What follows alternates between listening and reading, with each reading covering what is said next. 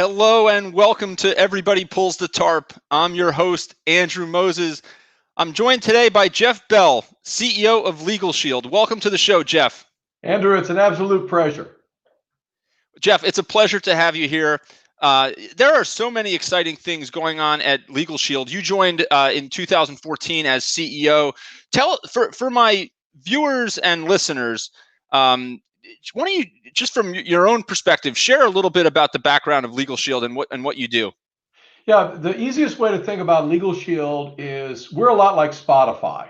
Spotify doesn't actually make the music, and LegalShield doesn't practice the law. Instead, both of us acquire members that then we service and retain. So instead of providing access to unlimited music, we provide access to unlimited legal services. So that's what LegalShield's all about. We have a mobile app that puts a law firm in the palm of your hand. You push one button, it's calling your law firm in your state or province of Canada. You're going to be able to speak to that law firm on unlimited issues. You can get a will done, have a speeding ticket taken care of, have a letter written on your behalf, have a contract reviewed. And it's so disruptive that most people think it like blows their mind. And that's really the biggest challenge we have is we're a disruptor, not a destroyer. We're trying to get people to think differently about how they can live free and worry less with a law firm always on their side. It's fascinating, and as I understand it, I mean, tremendous growth since you joined the company in 2014, and as the leader, just under 2 million members now. It's a pretty staggering growth story.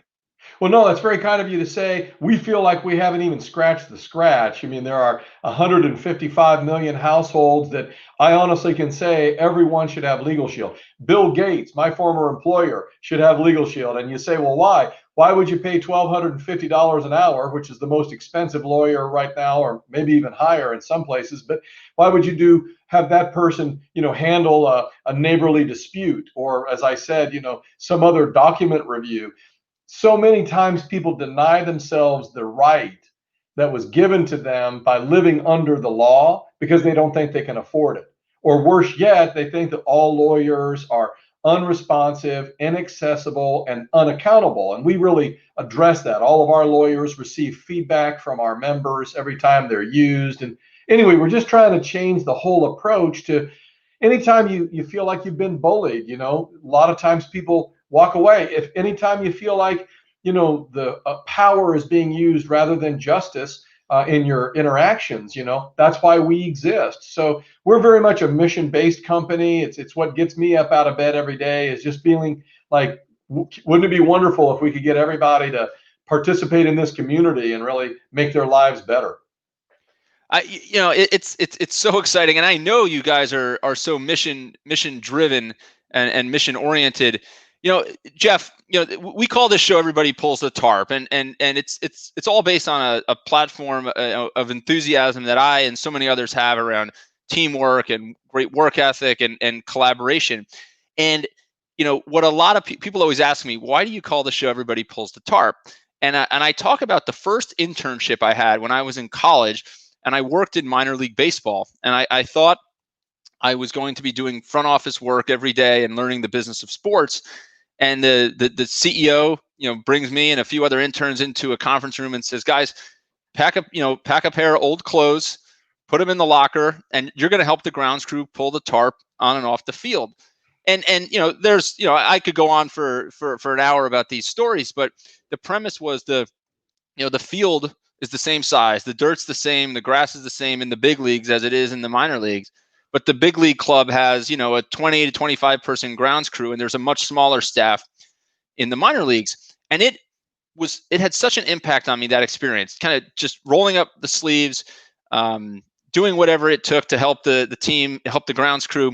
Thinking about your career, I think it was when you were 8, 9 years old, or whenever you had your first job, you were a paperboy. Whenever they would let you have a paper route for the Dayton Daily News. You worked 7 days a week. Talk about that for a minute. I don't know. Did it have the impact on you that the tarp pulling had on me, or what do you think about when you think back on that? That's probably your first job, I would say, right? If you're that young. It was, yeah. Although actually, right before that, I was selling seeds like flowers and vegetable garden seeds door to door. I think that my father was an entrepreneur. He started his own public relations business and then went on to manage trade associations and professional societies with a larger company. And so maybe it was just a little bit his own example. I will tell you that my father told me perhaps the greatest lesson that I've learned in life. There are only two things that you can control in life, he told me: your attitude and your effort. And he said, your attitude should always be positive and your effort should always be exemplary. And I've tried to live that way. And so when I had the chance to be a paper boy, a chance to not only deliver the papers, but to interact with our neighbors and, to try, that's how I picked up, for instance, some lawn mowing jobs in the summertime or shoveling driveways. And for me, it was just part of being in the community. But I want you to know also, I love Everybody Pulls the Tarp. I love your story, and it is absolutely aligned with my own life experience. A lot of times you talk about intern, and so many times I have three sons that are now full grown men. But every time, they had an internship or they had a summer job, inevitably, they were asked to do things that, they were like, well, why am I doing it? Feeling like suddenly, well, you are at the base of an organization, but it gave me the opportunity to remind them some of the greatest experiences in my own life were not by feeling put upon to do those things, but actually liberated, to be able to really roll up the sleeves and make a contribution and then to learn from it. I'll give you an example. My first job, which really started, as an internship, and then it became a fully paid position, they were like, hey, you're the new guy. You need to, figure out how to make this Texas Instruments computer system work. Okay. You just got out of college. You have to know something about this stuff. This was in 1984. Okay. And I was like, okay, and I jumped in, and believe it or not, the Texas Instruments system had a single CPU operating system, and everyone had dummy terminals. Like they literally had a keyboard and a monitor. And so look how far we've come all the way back around again, almost to that same idea. But that's what started my lifelong engagement with hardware and software. I literally have grown up as a netizen. But it was because I was an intern given that same kind of TARP assignment that changed my life forever. Right. I always look at, every task, everything that's put in front of you is what's the opportunity here to learn? What's the opportunity to contribute? I love the lesson. I wrote it down. The comments you made about your father sharing the attitude and the effort are the two things you can control, right? I say a lot of times, I'm probably never the most talented, the most athletic. I'm never, the smartest guy in a room, but I'm never going to be in a room where someone's going to outwork me. And I'm never going to be in a room where, I let my attitude get the best of me, right? I'm going to bring, the right attitude, the positivity, and try and contribute. It's such a, it's so cool to see that instilled in you at such an early age. Now, I also understand you achieved attained the very rare status of Eagle Scout. Yes, sir. Talk about that experience, and do you draw on any of those experiences today? Absolutely. So my father was an Eagle Scout, and so to the degree that I again had an example that I could look up to, and I want to say for the record that many times, I mean, the blessing that I received more than any other is that my parents were high school sweethearts. They went to the same university. They loved each other. They were committed to each other. What an incredible blessing, truly, because that cascades, a loving relationship cascades in bountiful ways to others. A lot of people don't have that. And it's no fault of their own that they may not have the same type of circumstances that I was blessed with. But I will tell you, I never take it for granted. And even though I lost my father in a tragic accident when I was 21 years of age in college, the foundation was always there that I could look back on some of these examples, including Eagle Scout. But it was interesting. He was involved, but not really too involved in scouting. He just encouraged me that it was a good experience. I think that scouting gave me, you had to get 31 merit badges, and you had to get them in different categories. So there was both a diversity and a depth of learning that I thought the structure was quite attractive.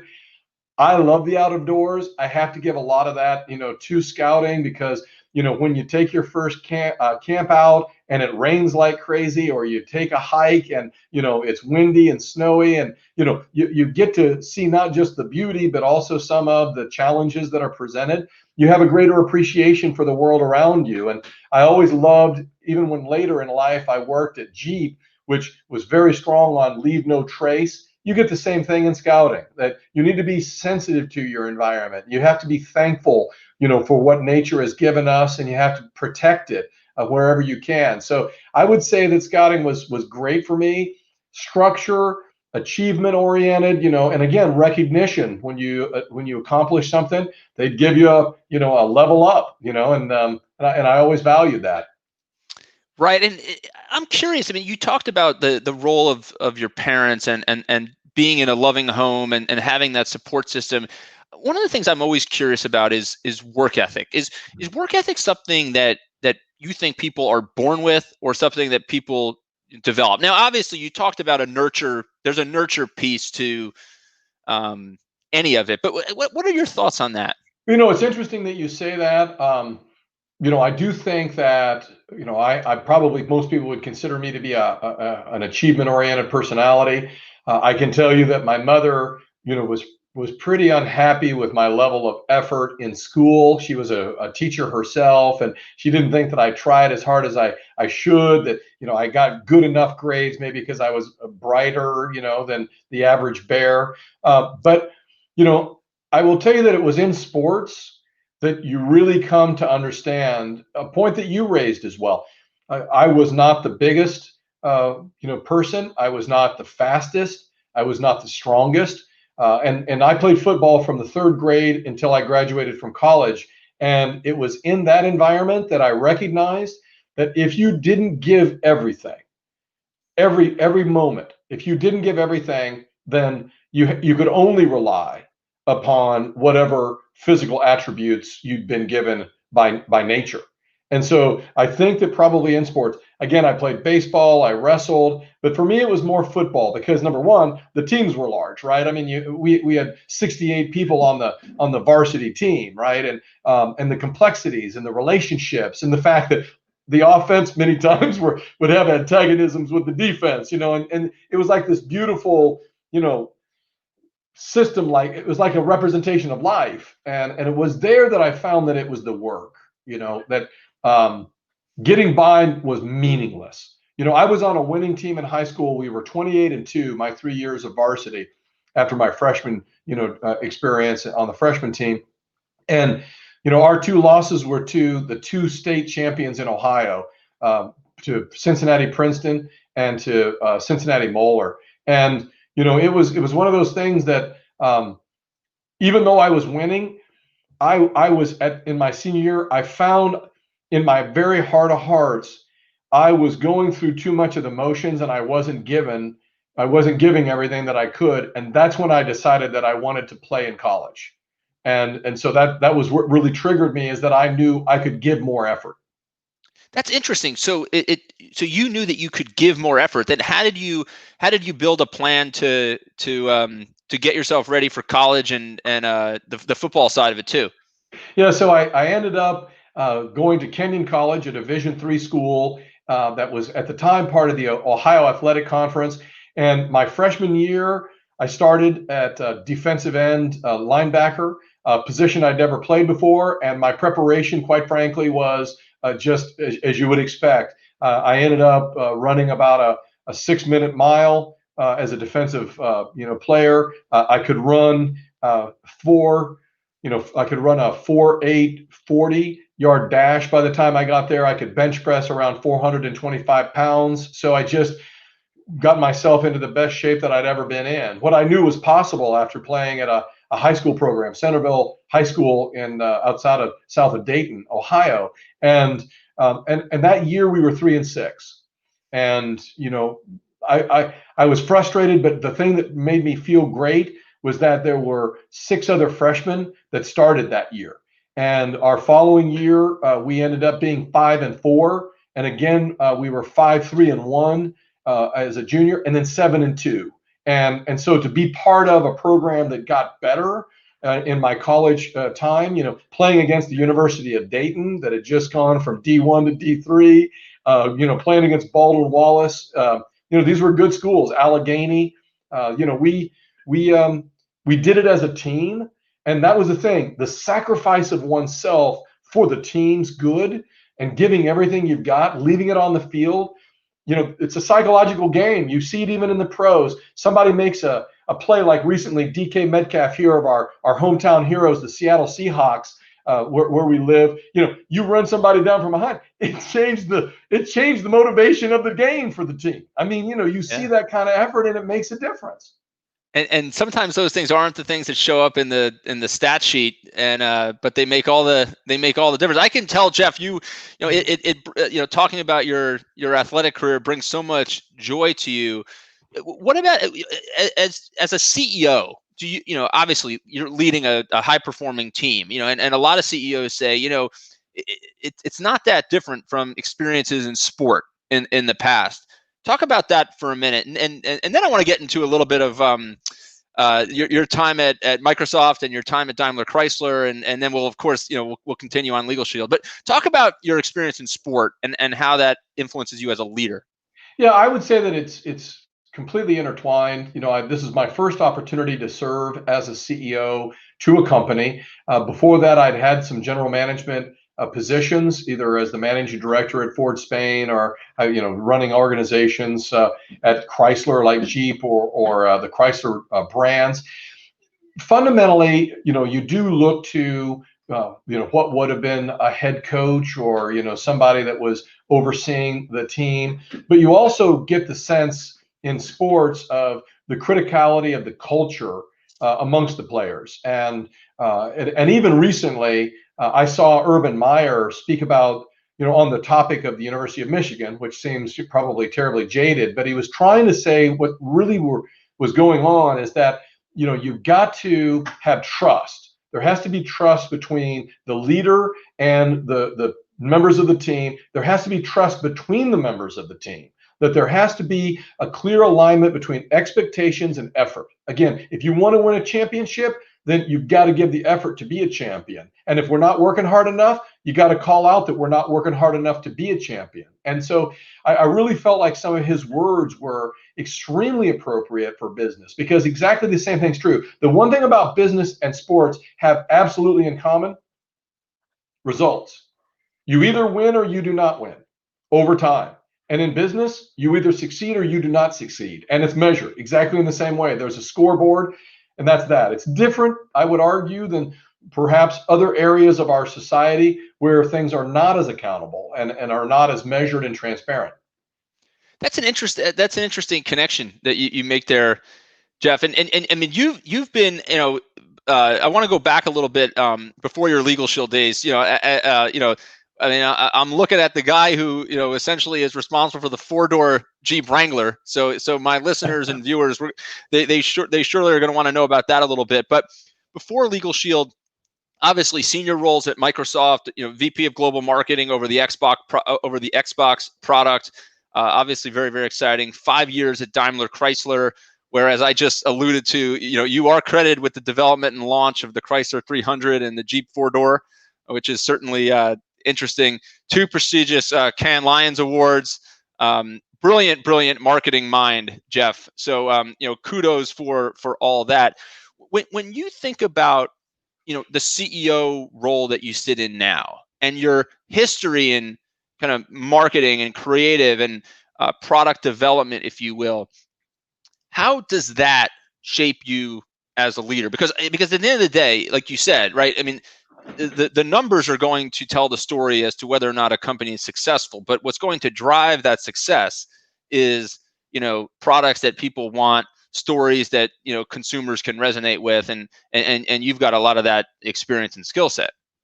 Well, I probably will surprise you with my answer because I'm going to try and pull together what it's like to be, in many ways, a subservient team member to a team that you wish to succeed. And you should know, I call myself a servant CEO. So that does carry forward all the way, to the job that I have now. And then how yet can you be innovative? And I remember when I graduated from college and I went to Washington, D.C., and I started to work there. And I thought it would be interesting. I'd like to study a martial art. And for me, it ended up being Shorinji Kempo, which is not a very popular martial art, but it was one that I just happened to join because it was available to me. And that's where I learned something that I thought was fascinating. And that is that in martial arts, you simply repeat correctly the different maneuvers that are taught to you by someone that you view as your master. That is the head of the dojo, that is the person that's instructing. And there is no innovation. And in fact, in all martial arts, the concept of anyone, including Bruce Lee, for example, creating a new move, it's simply foreign to the whole notion of martial arts. You master all of the different maneuvers within that particular sect, whether it's kung fu or it's karate or judo. And that was so enlightening to me because it said that there is this natural respect and service, to your craft, but there may be a point in your future where you begin to be more of an innovator. And that's, for me, being in corporate America, I was probably always a little bit out of place because I was looking to challenge the status quo. And that wasn't out of disrespect. It's because it's what I was asked to do. And so when I was, for instance, at Chrysler, at the time it was Daimler Chrysler, the company was losing a lot of money. And I was hired specifically to try and shake things up in the marketing as well as in the product development. And, to the question that you asked me, about Jeep, I just asked the question, why don't we have a four-door Wrangler? And people, it was like heresy. They were like, no, you don't get it. The Wrangler's always two doors. And I said, yeah, no, I know that, but why? Because, and that was about as far as the justification was. And I said, well, I think we should look at a four-door. I think people would like the same, by the way, without compromising the integrity of what a Wrangler can do off-road. And then when I learned that a longer wheelbase actually made off-roading more capable, that's all I needed. I'll tell you a funny story on the Chrysler 300. When I was in charge of marketing and advertising for Dodge, Chrysler, and Jeep, launched things like "That Thing Got a Hemi," sweet. I don't know if you remember that campaign. It's a long time gone. But I went out to the Pacifica studio, and Freeman Thomas was the head of that studio. And he's like, hey, I hear that you're really thinking about branded entertainment, because I was trying to get our vehicles into movies and TV shows, right? And he said, I've got a model I want to show you, but right now it's like nobody's into it, right? He goes, because I think they're going to do the Green Hornet, and this car could be the car for this movie. And he showed me a model, and it was the precursor for the 300. And I'm like, dude, I don't know about the movie, but that is unbelievable. That's jaw-dropping, right? That is so different. And I became an advocate. And I will tell you that it was a circuitous route to advocate, because the first thing that came out on that platform was the Dodge Magnum, which was a sports wagon, which Dieter Zetsche wanted to do because they were popular in Germany. But the second vehicle, thank God, was the 300. And so I would argue that, like John Maxwell says, good leaders ask great questions. Politely, respectfully, appropriately. Sometimes you just have to ask the question, why not, as well as why, and try and press the envelope for greatness.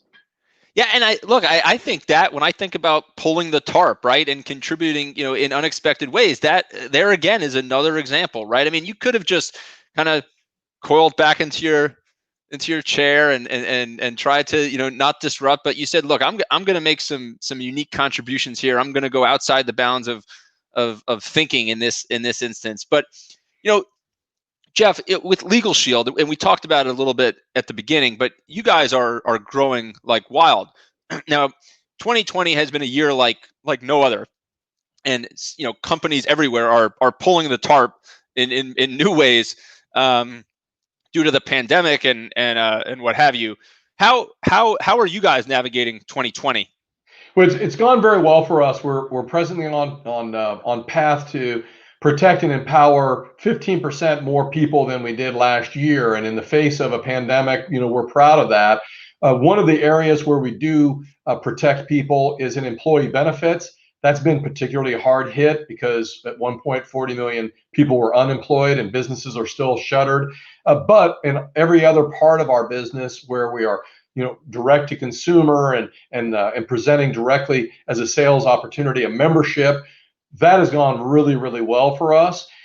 Partly because, and again, there are two sides to the experience. One, we have LegalShield, we have ID Shield, which is privacy and identity theft protection. When people suddenly have a false unemployment claim made on their behalf, they need protection. If somebody is trying to get scammed out of their stimulus check, they need protection.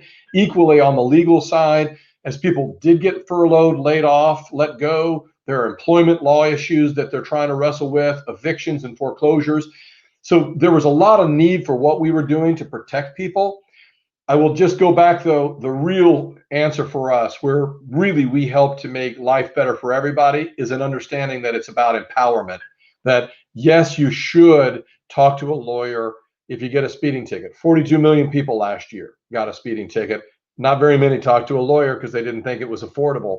Or, when you sign a lease or you get a house mortgage, you should have that document reviewed. So, we just have been able to, A, use technology to reach more people, and B, really satisfy people with the service in these difficult times. And we just hope that word of mouth, they continue to share the good news with others. How are you managing your team and your fellow leaders and all the employees, right? It's a complicated time, right? Because people are working remotely, different areas of the country are doing different things. There's just been a lot of angst, and challenge in the world this year. How do you give comfort to your team and help folks navigate periods of doubt, uncertainty, things like that? Well, I will tell you again, in my own life experience, having worked a lot with advertising agencies, whether it was at Ford or at Chrysler or at Microsoft, I made the observation that, those members of the team, really, people that were working on your advertising and marketing to promote things like Gears of War or, Guitar Hero or Rock Band, they loved your brand too. They wanted your business to succeed, but they didn't necessarily live next door to you as a neighbor, and they weren't in the office every day. And so it made me think, is it possible to allow talent to live where it wants to live, but then to serve equally well as a member of a team? And that was a question I had when I became the CEO at LegalShield, and I didn't know what the answer would be. I have a home in Kirkland, Washington. It is my primary residence, but I also spend usually 2 weeks a month in Ada, Oklahoma, which is a relatively remote, less known place than Seattle, greater Seattle, but I spent it there in our headquarters. But I knew that if I wanted a best-in-class chief technology officer or a best-in-class employee benefits president, divisional president, that I was going to need to find people where they lived. And if they wanted to move to Ada, which again is always an option, great. But actually, if they lived in Seattle or they lived in Detroit or they lived in Des Moines or they lived in New York, that's fantastic. We would need to use different technologies. We would come together once, twice a month, break bread, hold intensive meetings for 3 or 4 days, and then go back to where we choose, to live every day. But it was in that we first tried Skype, then we tried video, and then 4 years ago, we stumbled onto this little company, startup. It's called Zoom. And we said, hey, let's use this. It worked. We actually then shared it very broadly to our North American sales team of about 40,000 people. They started using it. I think Zoom probably might write up in their history. They may be like, then we got a great break with this company called LegalZoom that used this. I'm teasing, but we had been doing virtual meetings, my one-on-ones, meetings with the organization for really the last 4 years. And so when COVID hit, we were perhaps more prepared than 99% of the world, I would say. Certainly, that's probably a fair statement. We were already a cohesive, culturally integrated team that didn't all live in the same city, but still were committed to the same cause. how cool is that, right? I mean, the whole brand is around empowerment, as you said, and what you're really doing long before the pandemic would have forced you to. You've empowered all of your, the brightest and best talent to to do what they need to do, right? To be successful, live where they need to live, contribute how they need to contribute.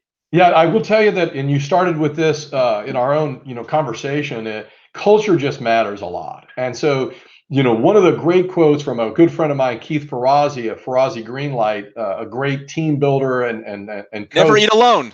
Yeah, never eat alone. He said, Love that word. just because it's purposeful doesn't mean it's inauthentic. So when you say, I want to have a cohesive remote culture, doesn't mean that when you create it, it's inauthentic because you wanted to. We spend a lot of time understanding ourselves and what motivates each of us because we're each different. We're snowflakes. We're different. And then understanding from that insight how best to work together, how to talk to each other, how to communicate with each other in order to make each of us in our best self when we work together to raise the entire team up. And we take that very seriously. We're constantly reading books. We just read Infinite Games by Simon Sinek. We do a lot of book club, if you will. We love Traction by Gino Wickman. Obviously Keith's book, as you mentioned. We're readers are learners, right? And leaders are learners. And so we believe in that, and it's worked really well for us. So last question, then I'll let you go, Jeff. Besides reading and learning, obviously you just touched on it there. What do you credit most for your success?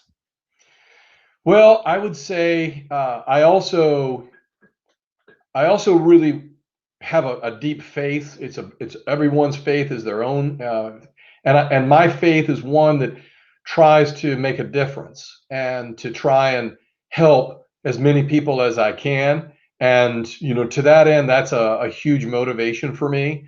And when I look back on how so many people have invested in me and given me great gifts, I just feel like, if you're not giving, you're not living, as one of my great friends, Mike Turpin, says. And I believe that across the board in time and treasure.